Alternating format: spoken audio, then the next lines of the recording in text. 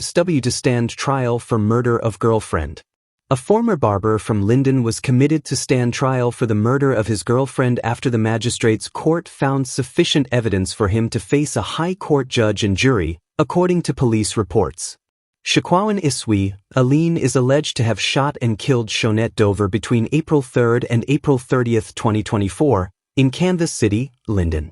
The decision regarding the preliminary inquiry was issued by Magistrate Rochelle Liverpool.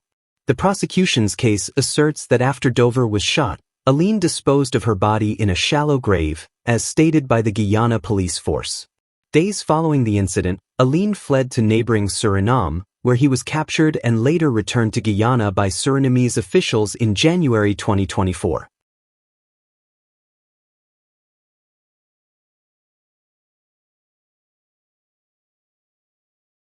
Man who admits stealing from sheriff's security on bail for threatening behavior.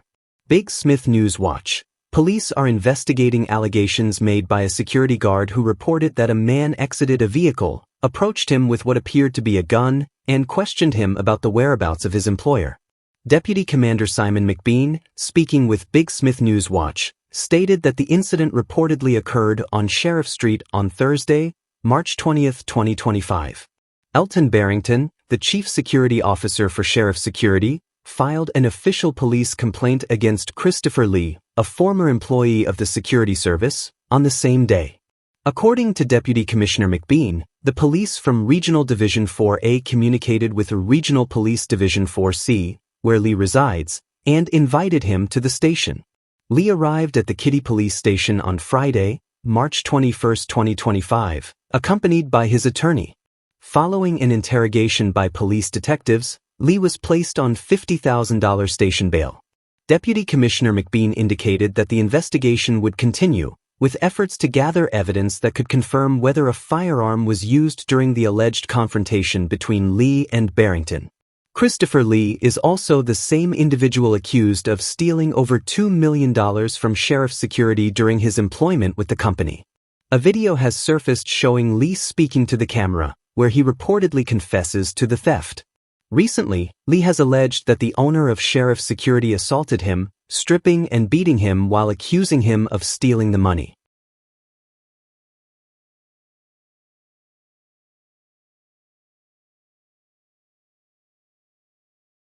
Mother mourns loss of newborn at Bess Hospital amid allegations of neglect. Big Smith News Watch.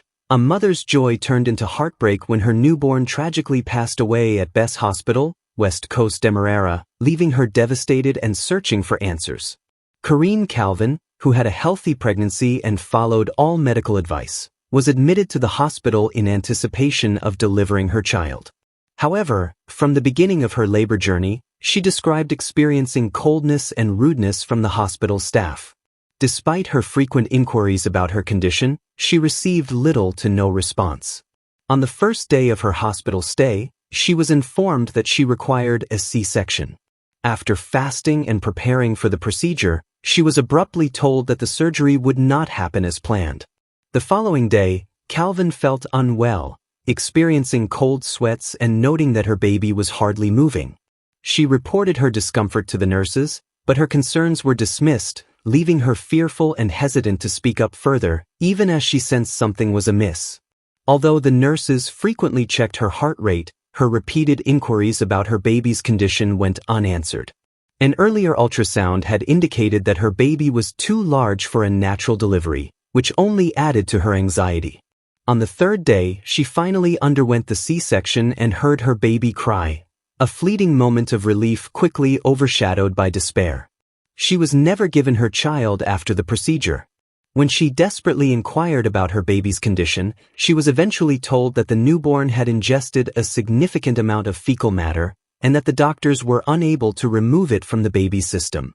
Her world shattered when the medical staff informed her that her child would not survive.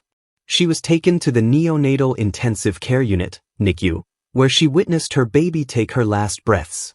Calvin expressed deep frustration and pain over her treatment during her hospital stay, characterizing the nurses, doctors, and even cleaning staff as hostile and unkind.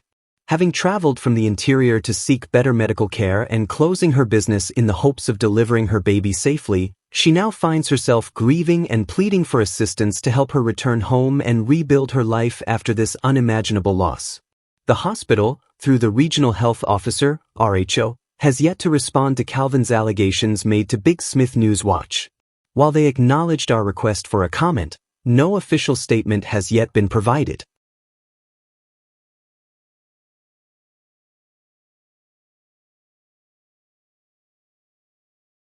Man on $60,000 bail for possession of narcotic. An Annandale, East Coast Demerara, ECD, man was placed on $60,000 bail on Thursday after appearing at the Vigilance Magistrates Court to answer a charge of possession of narcotics with intent to traffic. The accused, 32-year-old Azad Mohammed, was found in possession of 1.6 grams of cocaine on March 18, 2025, at Annandale, ECD.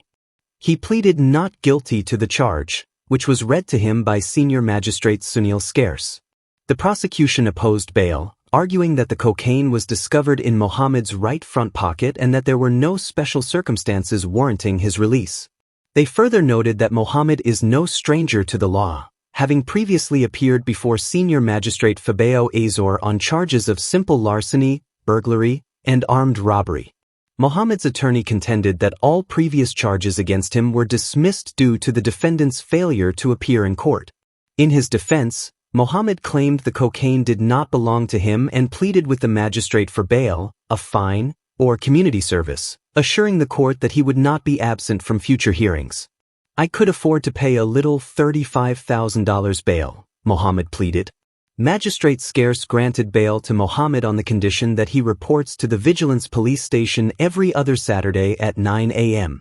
The matter was adjourned until April 29, 2025.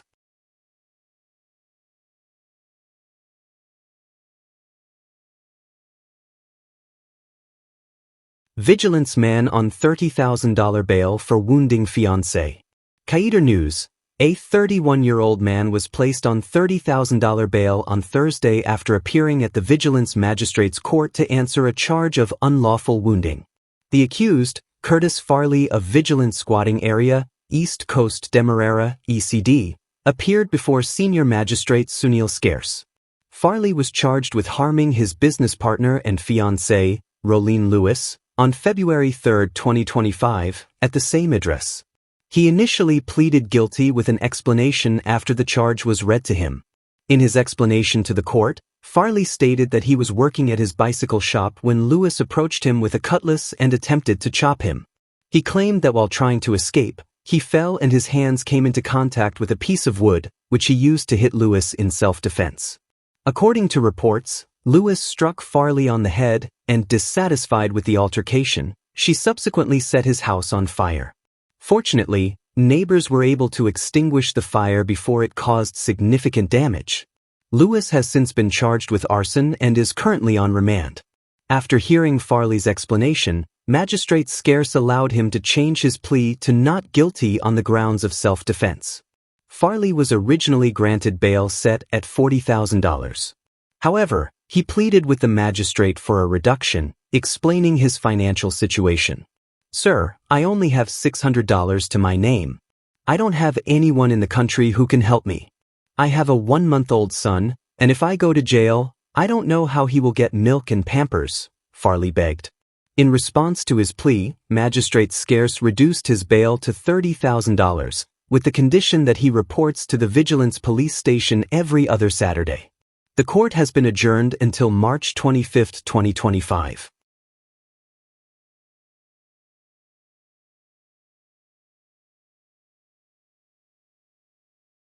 Dispute leads to deadly crash. Police probing attack allegations.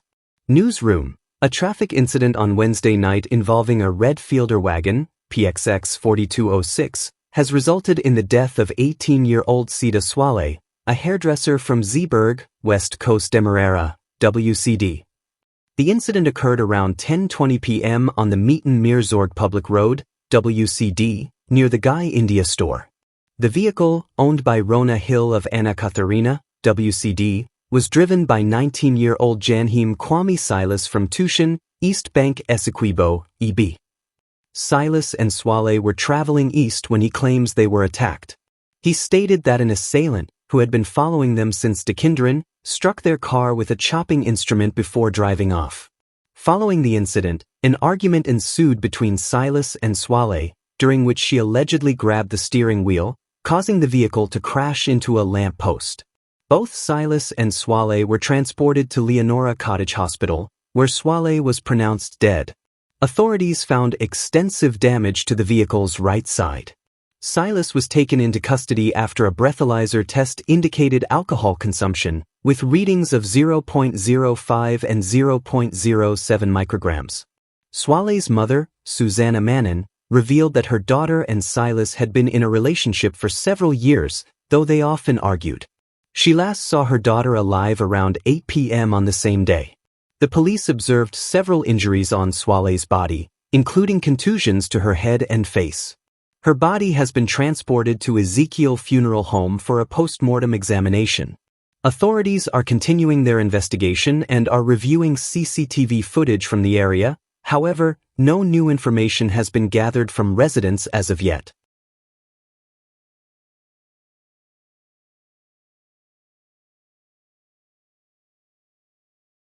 Men arrested in $26 million bogus check ring scheme. Big Smith News Watch. The Guyana Police Force Criminal Investigation Headquarters is investigating a check fraud ring that involves the production of bogus checks in the name of legitimate large-scale businesses, which are then cashed into the accounts of individuals participating in the scheme. This current investigation focuses on a case involving more than $26 million, which has been unlawfully withdrawn from the bank account of a local multi-million-dollar company. 2 suspects are currently in custody, while authorities are seeking additional accomplices. How it works. To understand how the bogus check ring operates, police investigators continue to question the 2 detained men.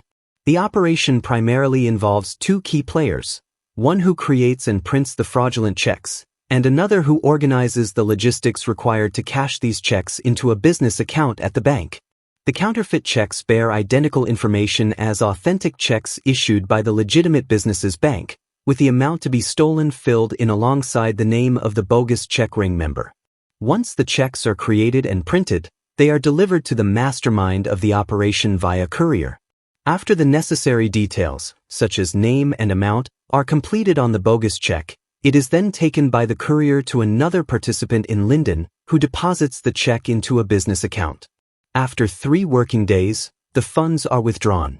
The police are currently investigating a case where the suspects managed to steal more than $26 million from the account of Guy America Construction Company.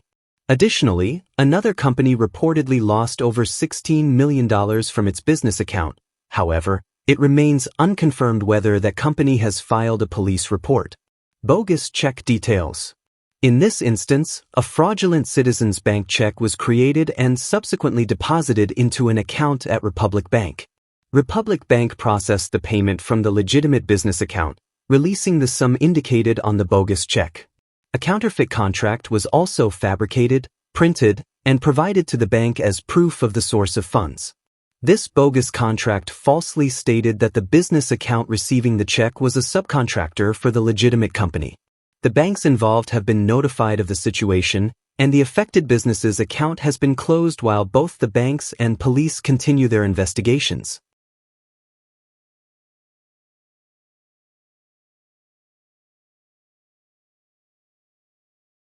Arrests for gold smugglers loom as intelligence operations intensify, Jagdeo warns.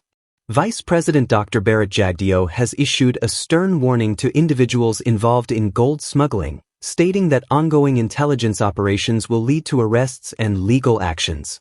Speaking at his weekly press conference on Thursday, Jagdeo emphasized that those caught would not be allowed to claim discrimination as a defense. There are several intelligence operations being conducted that hopefully will yield results. From what we've been hearing, there is a ring of people here in Georgetown as well. I can tell you that there are operations against individuals buying gold at prices significantly above the world market price to evade government royalties and smuggle it into Brazil. I want to caution those engaged in this practice. When you get caught, there are several Brazilian nationals involved, along with a few locals. When you are charged with money laundering, do not claim discrimination, the vice president stated. Jagdeo reiterated that mining at Marudi Mountain is strictly reserved for Guyanese miners, primarily from Region 9, Upper Tatuapé Essequibo, and is not open to Brazilian nationals. The government is also investigating illegal gold exports from Marudi Mountain, which are suspected to be part of a broader smuggling network. Addressing the judiciary's role in tackling gold smuggling, Jagdeo noted that while law enforcement agencies are doing their part, stronger judicial support is necessary. We know the names of some individuals who are buying gold and evading government royalties, shipping it out illegally. You will see increased enforcement actions. We cannot dictate to the judiciary, but we hope they recognize the seriousness of this issue. It cannot be that individuals are apprehended one day and back to their activities 2 days later. This is a serious matter, he urged.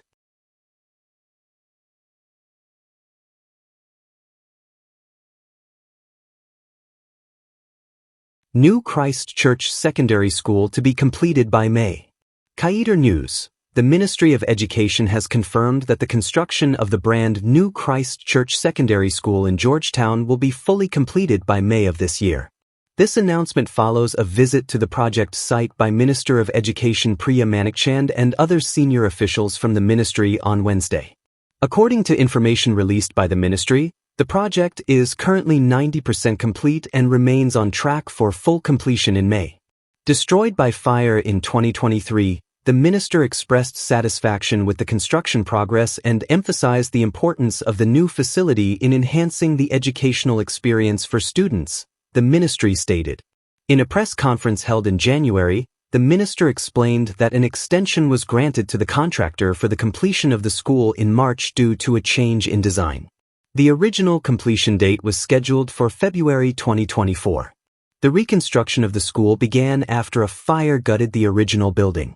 Following this, in June 2023, the ministry signed 7 contracts totaling $688.1 million to facilitate the rebuilding process. The 7 contracts included Lot 1, Construction of Substructure, BM Property Investment Incorporated, $303,595,000. Lot 2, Superstructure, Zico Group of Services Incorporated, $295,137,706. Lot 3, Installation of Electrical Infrastructure and Fixtures, N. Balgobin and Sons Contracting Service and Electrical Supplies, $41,938,500. Lot 4, Installation of Plumbing Infrastructure and Fixtures, BM Property Investment Incorporated, $17,600,000. Lot 5, Installation of Air Conditioning Infrastructure and Units, E. Agrasine and Sons General Contracting, $10,745,000. Lot 6, Installation of Fire Prevention Units, E. Agrasine and Sons General Contracting, $6,759,000. Lot 7, Masonry and Finishing Work, Pantheon Construction Incorporated, $12,385,800. Among the many new features of the school, it will include fire prevention and retardant mechanisms, such as fire extinguishers, smoke detectors, and low flammability materials. It was reported that instead of splitting the student body, a decision was made by teachers and parents to accommodate all students at the Cyril Potter College of Education in Turkey.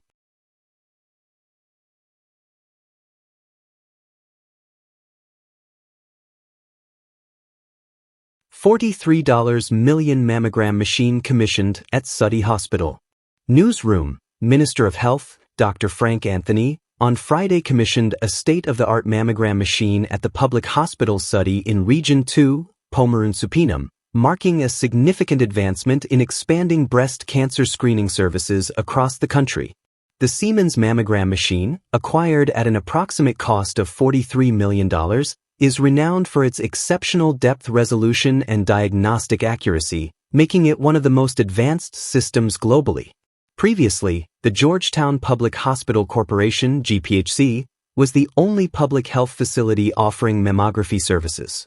With this new addition, residents on the Essequibo coast now have improved access to early breast cancer detection, significantly reducing the need to travel long distances for screenings.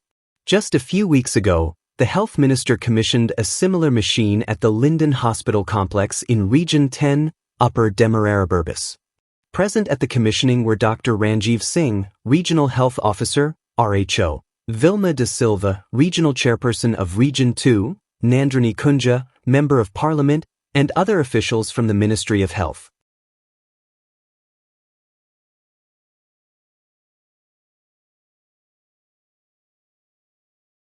Pinter calls for resignation of head of GOAL program over scholarship controversy.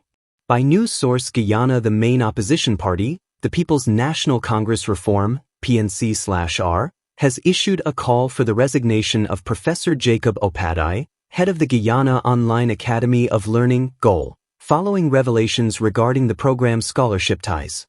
The PNCR's demand comes after 2 foreign universities disclosed that they have no affiliation with the GOAL program, despite it enrolling students and offering scholarships in their names. In response to the controversy, the Academy announced that it would no longer utilize the services of the facilitation company that was responsible for arranging the deals with the foreign universities. During a press conference today, opposition member of Parliament with responsibility for the education sector, Coretta MacDonald, expressed concern over the hundreds of scholarship students now left displaced. She emphasized the need for transparency and accountability regarding the GOAL project. We demand full transparency and accountability and call for the immediate resignation of Professor Jacob Opadai and Minister Priya Manikchand for their roles in misleading students and mismanaging public funds. We also seek a full parliamentary inquiry and forensic audit of GOAL's financial records, including all agreements, particularly those involving ISDC, UNICAF, and other third-party affiliates, to be made public, MacDonald stated. She further stressed the importance of providing legitimate alternatives for the affected students, enabling them to complete their education at the University of Guyana or other accredited local institutions, rather than being pushed into universities with questionable certification. This situation is not just about mismanagement, it is about the future of our young people who were promised access to higher education. We will not allow GOAL to become a vehicle for financial misappropriation or failed leadership. The government of Guyana must act decisively to restore public confidence in this program and ensure that those responsible for this debacle are held accountable, MacDonald asserted. Additionally, she noted that many of the GOAL scholarships could have been offered through the University of Guyana. The GOAL program has received over $5 billion in funding from the government of Guyana.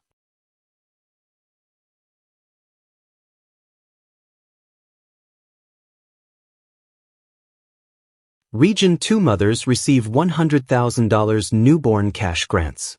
Welcoming a newborn has become easier for parents in Region 2, as the Ministry of Health began distributing cash grants of $100,000 per baby on Friday, providing much-needed financial relief to families. This initiative, launched nationally on March 8 by His Excellency Dr. Mohammed Irfan Ali, aims to assist parents with a portion of the financial resources necessary for their child's healthy development. Several parents arrived at the Sudhi Hospital to benefit from the program. Angelina Permansing and Richard Ramdeen shared how the assistance would help them manage expenses related to caring for their child.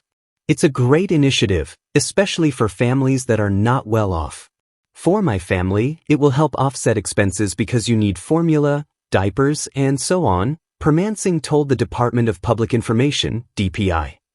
Her husband, Ramdeen, added, "It will also help with travel expenses since you have to move around a lot, so this will put something back in our pocket." Madonna Smith, who recently gave birth to her 3rd child, expressed her relief at the government's new cash grant initiative. "It is a good initiative, and now it will be easier for me. I will put my money to good use to buy things for the baby, like diapers and other necessities," she said. Minister of Health Dr. Frank Anthony officially launched the initiative in the region, explaining that it aligns with the government's mission to create prosperity across the country. "There are many opportunities for children to have a better future than what we had. That's what this government wants to achieve. We aim to ensure that the prosperity the country is experiencing benefits all our people," he stated. Additionally, Dr. Anthony highlighted the government's investment in critical infrastructure needed to build a healthy nation. A pediatric and maternal hospital is currently under construction in Ogle along the east coast of Demerara, which will provide world-class care for mothers and children throughout Guyana.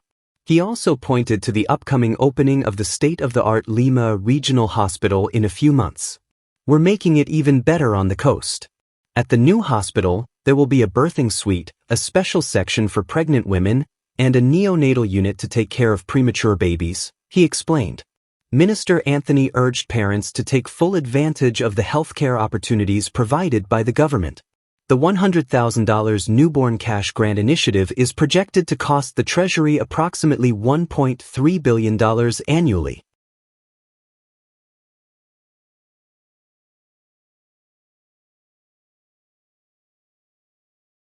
Protected Areas Commission launches $600 million National Tree Planting Project. By news source Guyana, the government of Guyana, through the Protected Areas Commission, PAC, has launched a $600 million national tree planting project aimed at enhancing urban greenery and combating climate change. The initiative plans to plant a total of 50,000 trees in urban areas, aligning with the government's Low-Carbon Development Strategy 2030. The project underscores Guyana's commitment to sustainable development and acknowledges the crucial role trees play in mitigating climate change. During a small gathering at the Conversation Tree Boulevard in Georgetown, Foreign Secretary and Chairman of the Protected Areas Commission, Robert Persaud, emphasized the government's intention to populate new and developing urban communities with trees.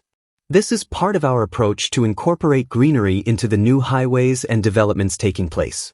We must ensure that green spaces are fully utilized, promoting a culture of respect for the environment, specifically the importance of trees in our daily lives, Persaud stated. The multi-year project commenced with the planting of the first set of trees along Conversation Tree Boulevard and will be rolled out across the country, starting with regions 2, 3, 4, 5, 6, and 10. Persaud noted that the goal is not only to expand green spaces and beautify the country but also to help Guyanese appreciate their environment more deeply. This initiative aims to preserve, enhance, and expand our green areas while fostering a collective awareness among the people of Guyana about the necessity to protect their environment. More importantly, we aim to combat the culture of littering and disrespect for our surroundings. There are multifaceted objectives here, with the primary aim being to shift the mindset of the Guyanese people towards our environment, Persaud explained. Additionally, he mentioned that the project reflects the broader transformation occurring in the country. Special advisor to the PAC, Damian Fernandez, highlighted the significant role trees play in the lives of citizens.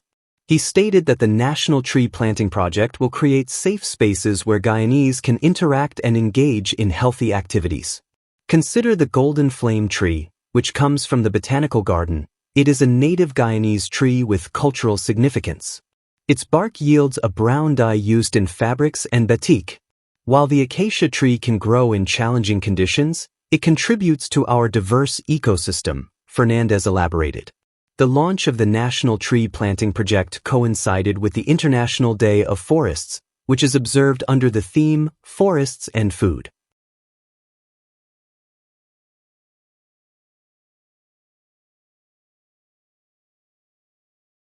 Government invests in GDF for protection, not war, says President Ali.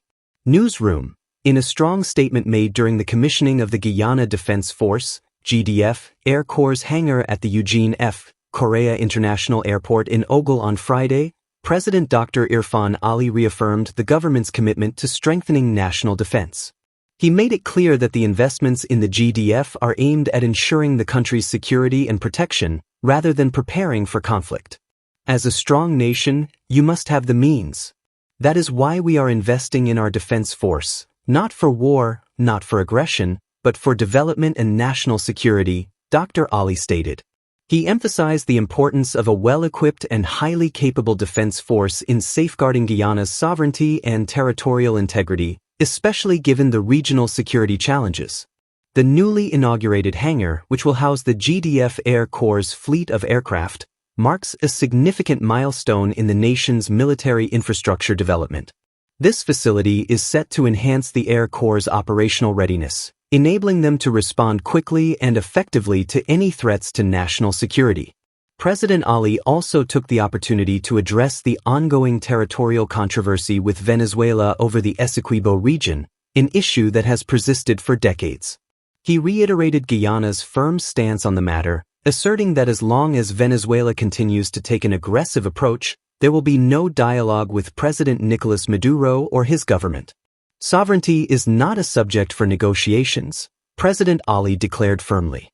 The president emphasized that while Guyana is committed to dialogue, it is not prepared to engage in discussions under duress or threats.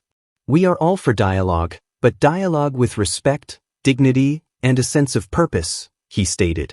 We believe in dialogue, but not under the conditions set by Venezuela. We cannot engage in discussions with a nation that continues to violate international laws and agreements. Addressing the broader context of national security, President Ali made it clear that Guyana is not oblivious to the realities of the world in which it operates. He stressed the importance of having a strong and capable nation, one that can defend its borders and uphold its interests. This is why the government is making substantial investments in the GDF. We are not blind to the realities of the world we live in. For a nation to be strong, it must have the means to defend itself and identify potential threats, he said. The commissioning of the hangar, President Ali explained, was not merely the opening of a new building. It symbolized a significant leap forward in Guyana's defense capabilities. This is not just about new infrastructure, it is a statement, he said. It shows that the GDF is evolving. Our skies will be watched and protected.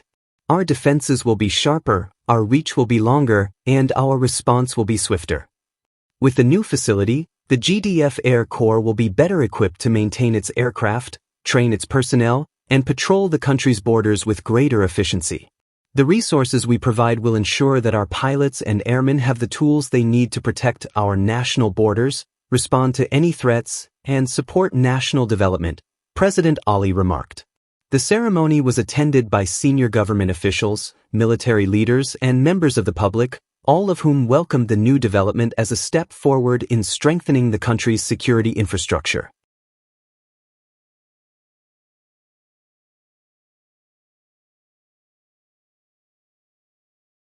Marco Rubio to visit Guyana next week as part of Caribbean tour. Newsroom. U.S. Secretary of State Marco Rubio will embark on his first official visit to the Caribbean next week, with a tour of 3 nations, including Guyana, Jamaica, and Suriname, according to sources. His visit will focus on discussions surrounding Haiti, the Guyana-Venezuela conflict, and recent U.S. policy shifts, as Caribbean leaders seek to address both security and economic challenges. Rubio's tour will begin in Jamaica, where he is set to meet with Prime Minister Andrew Holness for discussions. He will then travel to Guyana and Suriname to engage with their respective presidents, Dr. Irfan Ali and Chandrakaprasad Chan Santokhi. This visit follows a regional summit in Barbados last month, where CARICOM chairwoman, Prime Minister Mia Mottley, extended an invitation to President Donald Trump to visit the Caribbean. She also expressed hopes for senior administration officials to make the trip. Soon after, Mauricio Claver Carone, Trump's special envoy to the Americas, confirmed that both Rubio and he would visit this month. The discussions will address pressing issues, including security concerns related to the deteriorating situation in Haiti. The escalating violence has raised alarms among Caribbean leaders, as the unrest threatens to spill over into the region. Additionally, recent U.S. policy shifts could negatively impact Caribbean economies. Prime Minister Mottley has called for an emergency virtual meeting on Friday to discuss the potential impacts of a proposed Trump administration hike in port fees for China-linked ships. This proposal has already sparked concerns in the U.S. agricultural market and is causing unease among Caribbean leaders. They have voiced opposition to various Trump administration policies, including threats to restrict U.S. visas for high-ranking officials and nationals of 6 Caribbean countries, including Cuba and Haiti. In a separate development, Rubio announced last month that participants in Cuba's medical missions, which send doctors and nurses to the Caribbean and other regions, could face the cancellation of their U.S. visas. Meanwhile, Trump loyalists are reportedly considering a broader travel ban that could affect Cuba, Venezuela, Haiti, and several Eastern Caribbean nations. The U.S. State Department has not yet commented on Rubio's travel plans or the proposed travel bans. However, a spokesperson defended the visa restrictions, stating that they target those responsible for or involved in forced labor elements of the Cuban regime's exploitative labor export. Caribbean leaders have denied any participation in forced labor. Nevertheless, the Bahamas Prime Minister has acknowledged that payments to Cuban doctors do not go directly to the doctors themselves but are instead funneled through an agency in Havana. As Haiti grapples with an escalating gang crisis, the United Nations International Organization for Migration has reported that over 60,000 people have fled their homes in the capital, Port-au-Prince, in just 1 month due to violence. The situation has prompted widespread concern, with the United States under the Biden administration supporting CARICOM's efforts to mediate the crisis that intensified following the assassination of President Jovenel Moïse in 2021. Despite attempts to establish a transitional government, Haiti remains mired in political chaos, corruption, and gang violence. Rubio's visit will also address regional concerns, including the ongoing border crisis between Guyana and Venezuela. Tensions have risen after a Venezuelan patrol boat entered Guyanese waters, posing a threat to ExxonMobil's offshore operations. In response, the U.S. has issued a stern warning to Venezuelan President Nicolas Maduro.